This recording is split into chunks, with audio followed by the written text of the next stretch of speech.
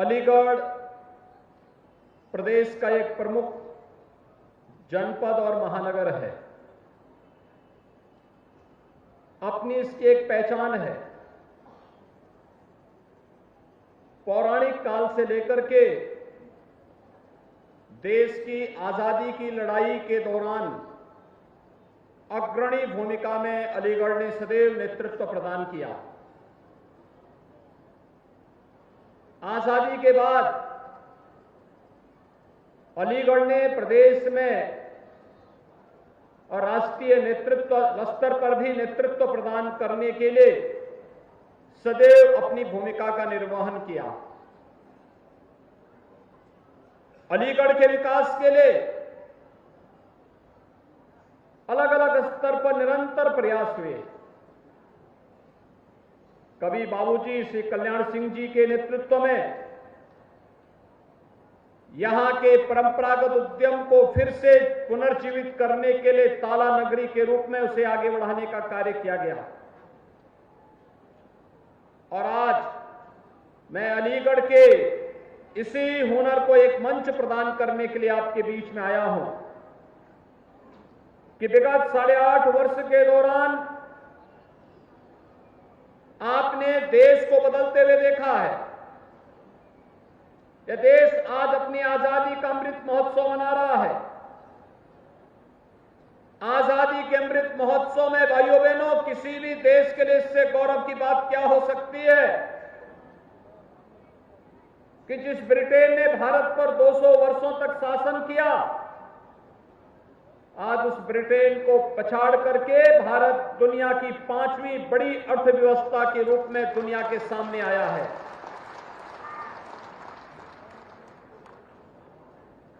दुनिया के वे 20 बड़े देश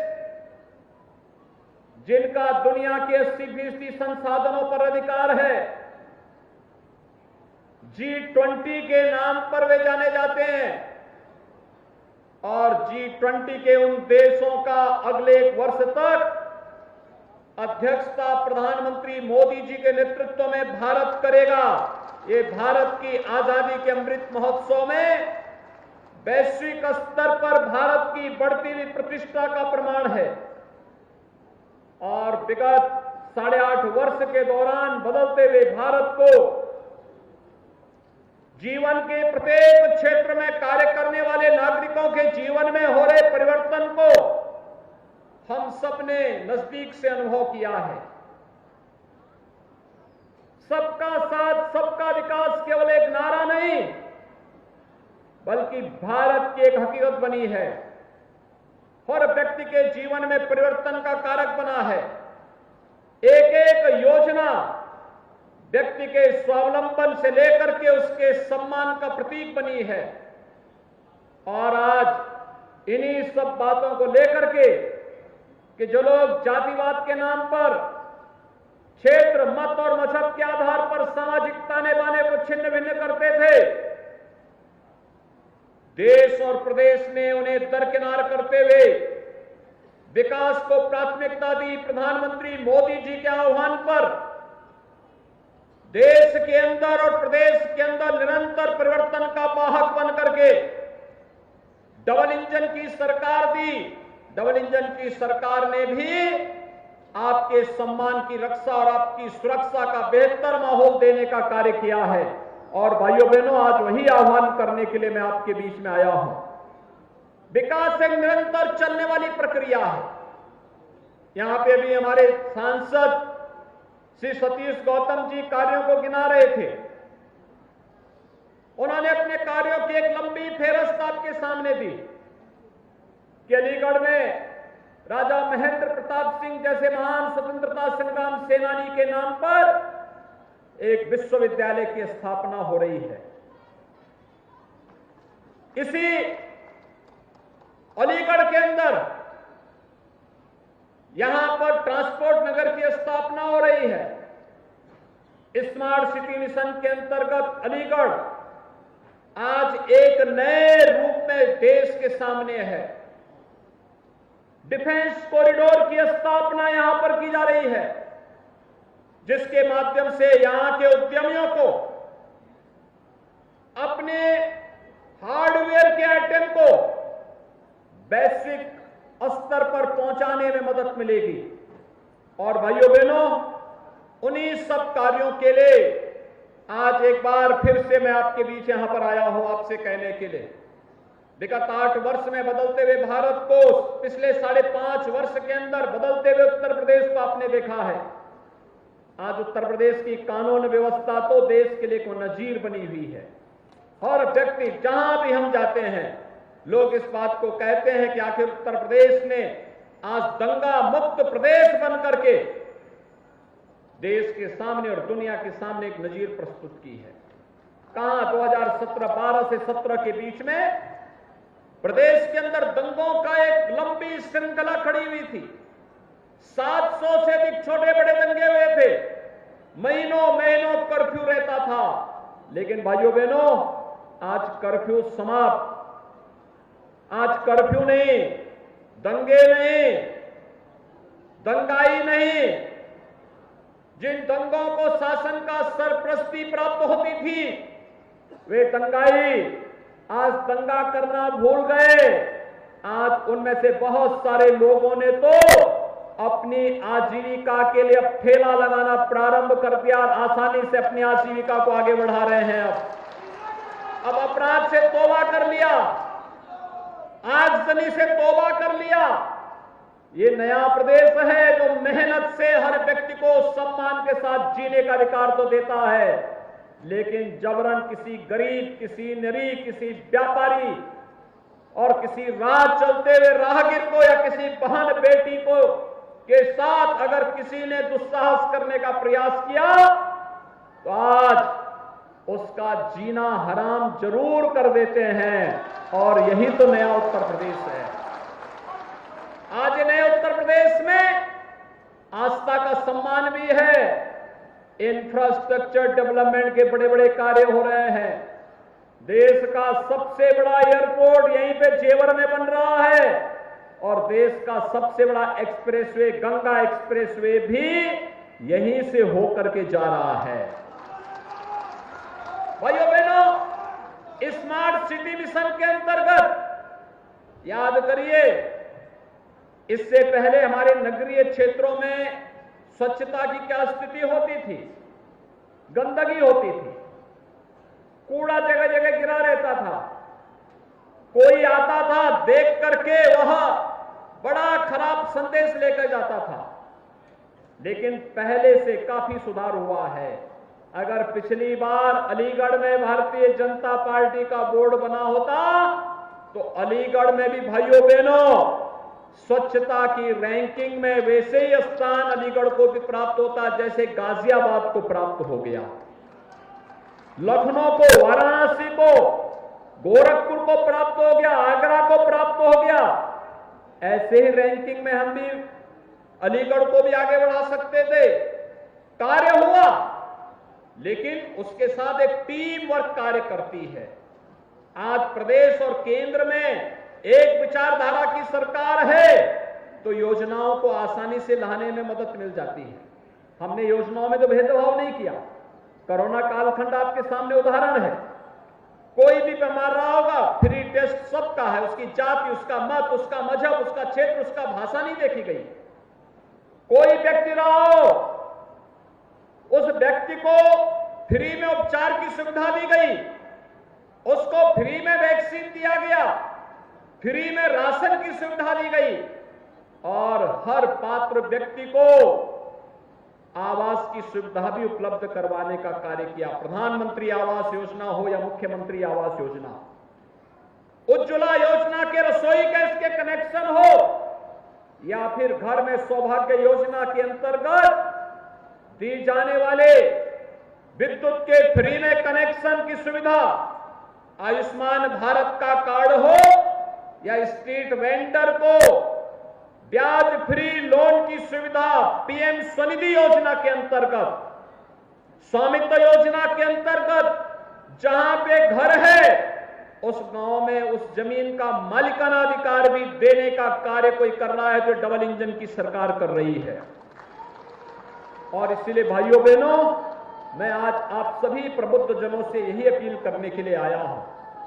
आपने परिवर्तन की बाहर डबल इंजन की सरकार को देखा है, और जब स्थानीय निकाय की संस्थाओं में भी डबल इंजन की सरकार से जुड़ी हुई ही स्थानीय सरकार आएगी भाइयों बहनों, तो ये परिवर्तन जनता की बुनियादी सुविधाओं को प्राप्त करने के लिए जाती है।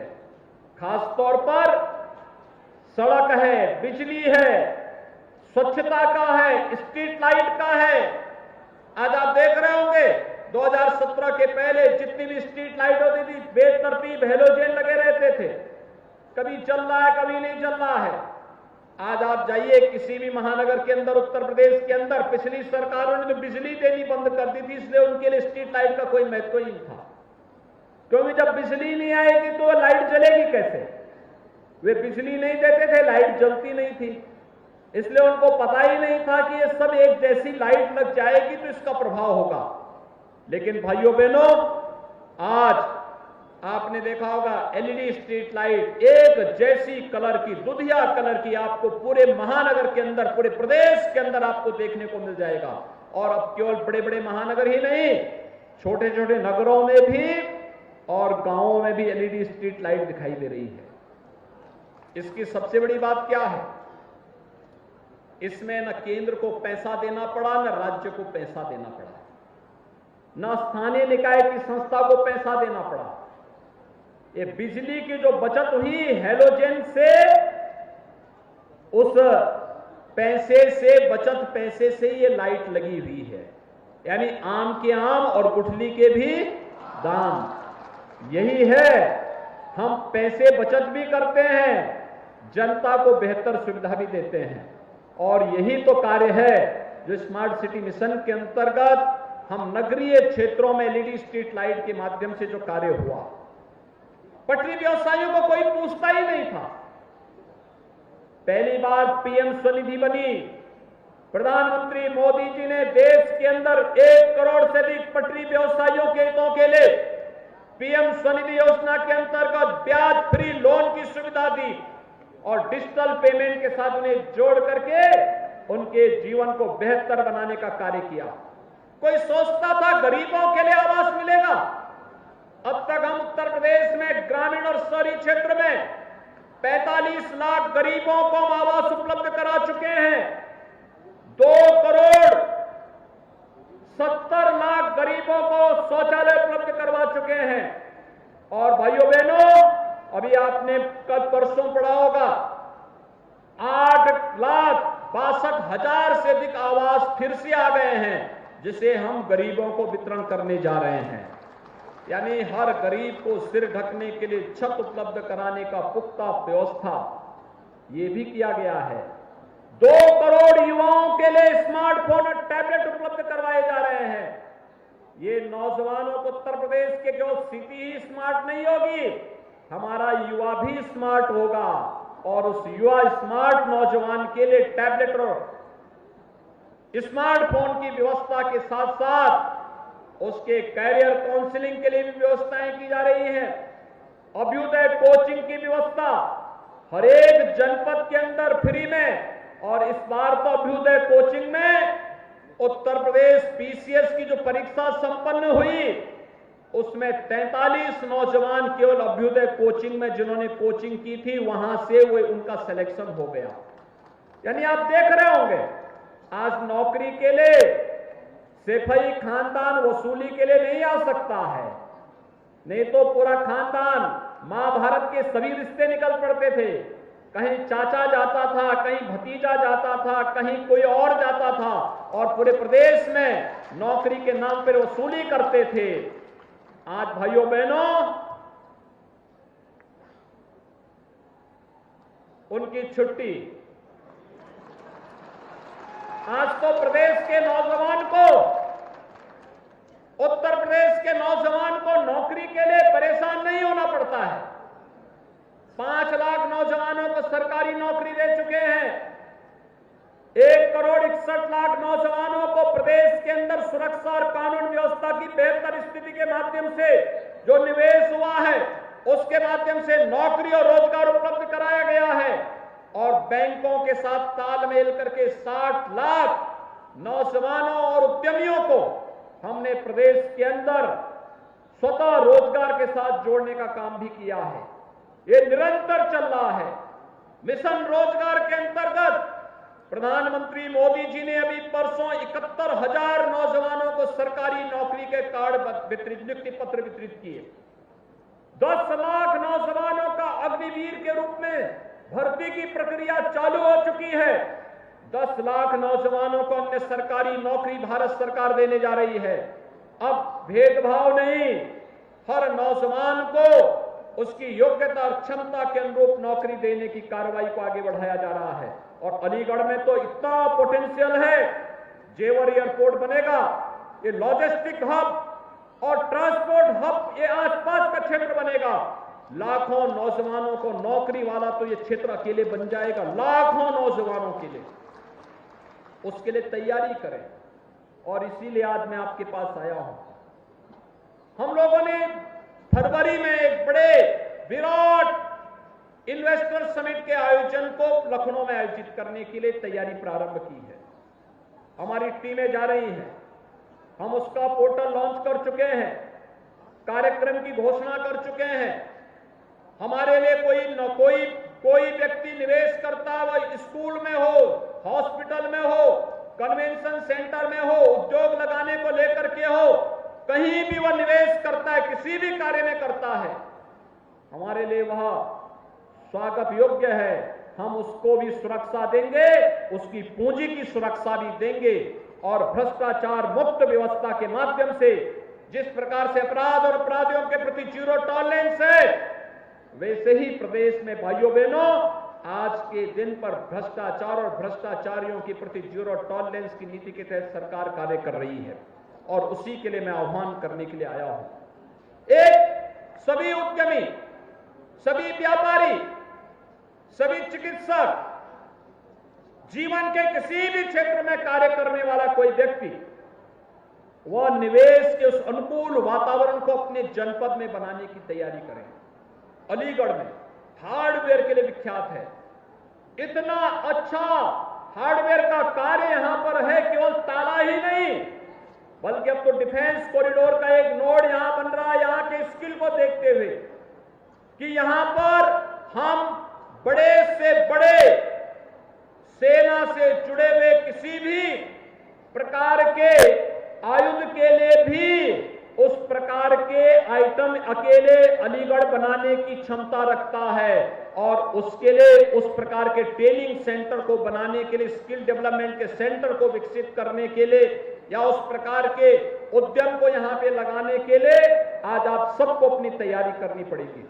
हम लोगों ने यहां पे जो राजा महेंद्र प्रताप सिंह विश्वविद्यालय बना रहे हैं उसका सत्र यद्यपि प्रारंभ हो गया, लेकिन विश्वविद्यालय जब अपने भवन में जाएगा इस वर्ष के अंत में, तो भाइयों बहनों मैं आपका आह्वान करूंगा कि विश्वविद्यालय में हम डिफेंस स्टडीज का भी एक अलग से कोर्स पाठ्यक्रम वहां पे प्रारंभ करने जा रहे हैं और इसीलिए मैं आपसे आह्वान करूंगा कि हम लोग अभी से अपने आप को तैयार करें और इसके लिए आवश्यक होगा, आपने केंद्र और राज्य सरकार को देखा है, स्थानीय निकाय संस्थाओं में भी जनता की बुनियादी सुविधाओं के लिए अगर हम व्यवसाय के लिए सुगमता के लिए अच्छी कानून व्यवस्था दे रहे हैं, हमने वहां पर निवेश मित्र पोर्टल दे दिया है, इंसेंटिव के लिए भी हमने एक पोर्टल बना दिया है, तो भाइयों बहनों हर व्यक्ति के जीवन में बुनियादी सुविधाओं से उसे आच्छादित करने के लिए, ईज ऑफ लिविंग के लक्ष्य को प्राप्त करने के लिए भी हम लोगों को प्रयास करना चाहिए और इसके लिए राज्य और केंद्र की सरकार के साथ जब स्थानीय निकाय की संस्थाओं में उसी विचारधारा की स्थानीय बोर्ड गठित होगा तो भाइयों बहनों इसे प्राप्त करने में और प्रदान करने में भी और आसानी हो सकती है और इसी के लिए आह्वान करने के लिए आज मैं अलीगढ़ में आया हूं। मुझे पूरा विश्वास है कि 1 महीने पहले तो मैं आया ही था, लेकिन प्रबुद्ध जनों के साथ सीधे संवाद हो सके इसके लिए आपका आह्वान करने के लिए मैं आया हूं कि आप सभी लोग मिलकर के इन सभी संस्थाओं के कार्यक्रमों को और आसान बनाने के लिए अपने स्तर पर प्रयास करें। आज यहां पर लगभग 76 करोड़ रुपए की कुछ परियोजनाओं का लोकार्पण और शिलान्यास का कार्यक्रम भी संपन्न हुआ है मैं इसके लिए अलीगढ़ वासियों को हृदय से बधाई देता हूं, जनप्रतिनिधियों को धन्यवाद देता हूं कि उनके प्रयास से सभी कार्यक्रम आगे बढ़ रहे हैं। मैं एक बार फिर से आज के इस प्रबुद्ध सम्मेलन में अलीगढ़ के सभी प्रबुद्ध जनों का अभिनंदन करते हुए उनका आह्वान करूंगा कि वे डबल इंजन सरकार के इस विजन को और इस मिशन को आम जन तक पहुंचाने में अपना योगदान दें और अलीगढ़ को विकास के एक नए उभरते हुए गंतव्य के रूप में देश के सामने प्रस्तुत करने में अपना योगदान दें। इस विश्वास के साथ इस प्रबुद्ध सम्मेलन में मैं आप सबके प्रति अपनी शुभकामनाएं देता हूं। धन्यवाद। जय हिंद।